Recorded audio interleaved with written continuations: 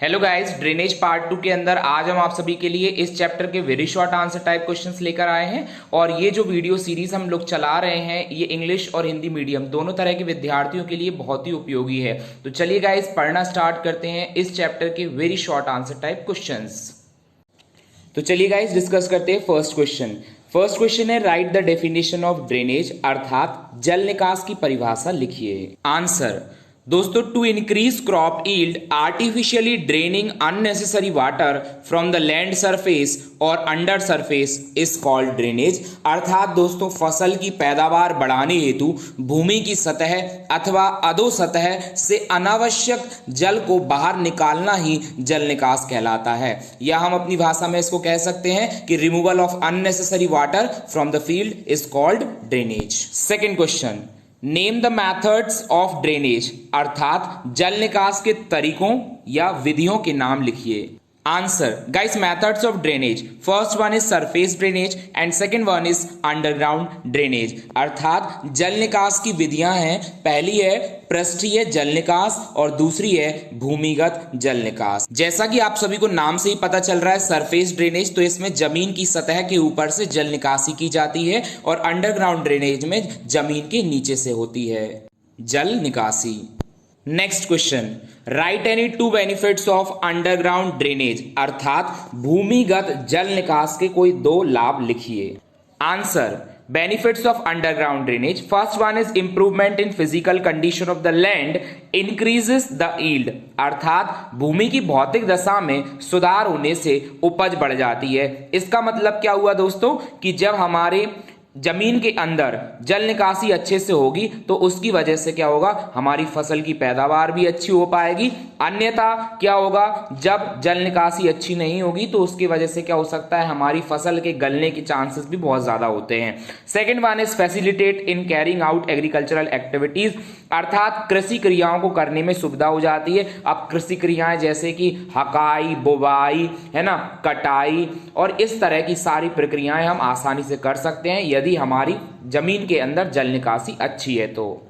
Question number fourth is right any two benefits of surface drainage, अर्थात सतही जल निकास के कोई दो लाभ लिखिए।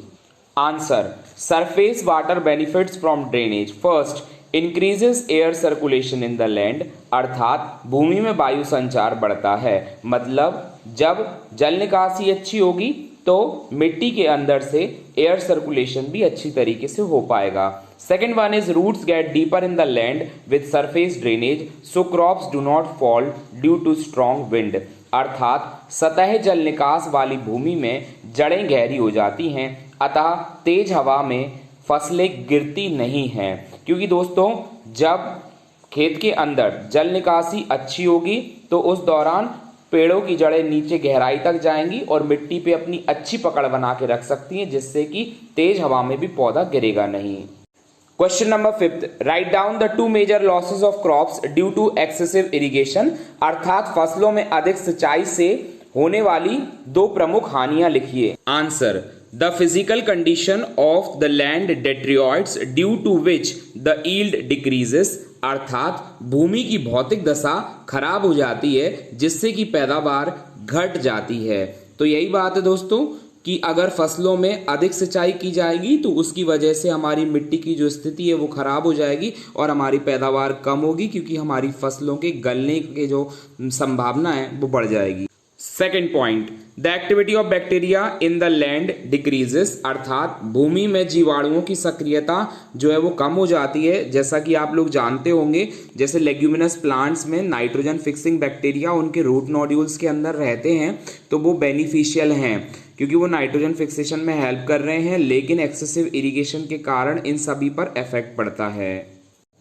Question number six, what is the harm caused by making a raw drain for drainage, that is right any two losses, अर्थात जल निकास के लिए कच्ची नाली बनाने से क्या हानियां होती हैं, इसकी कोई दो हानियां लिखिए।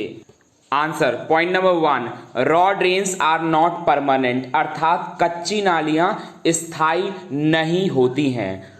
Second point, more care is required, तो देख रेख की अधिक आवश्यकता पड़ती है कच्ची नालियों की। तो कच्ची नाली बनाने की यही दो हानियां हैं मुख्यतः। क्वेश्चन नंबर 7 और आज की हमारी वीडियो का last question, right any two conditions for the accumulation of more water in the land, अर्थात भूमि में अधिक जल एकत्रित होने की कोई दो स्थितियां लिखिए। Point number 1 of answer is if it rains immediately after irrigation more water gets collected in the land. दोस्तों यदि सिंचाई के तुरंत बाद वर्षा हो जाती है तो उससे भूमि में अधिक जल इकट्ठा हो जाता है। Point number 2 is due to the hard surface in the subsoil, water does not reach the bottom layers and gets collected on the upper surface। अर्थात दोस्तों यदि अधो भूमि में कड़ी सतह है तो उसके कारण पानी नीचे की सतह में नहीं पहुंच पाता तथा ऊपरी सतह में ही इकट्ठा हो जाता है। तो दोस्तों इन दोनों परिस्थितियों के अंदर खेत के अंदर पानी इकट्ठा होने की संभावना रहती है। तो गाइस आज की वीडियो में बस इतना ही। नेक्स्ट वीडियो में मिलते हैं ड्रेनेज पार्ट 3 के साथ, जिसके अंदर हम लोग इस चैप्टर के शॉर्ट आंसर टाइप क्वेश्चंस पढ़ेंगे। और जब तक के लिए आप लोग बने रहिए हमारे साथ और मन लगाकर पढ़ाई करते रहिएगा। यदि आप लोगों ने अभी तक हमारा चैनल सब्सक्राइब नहीं किया तो चैनल सब्सक्राइब कर लीजिए।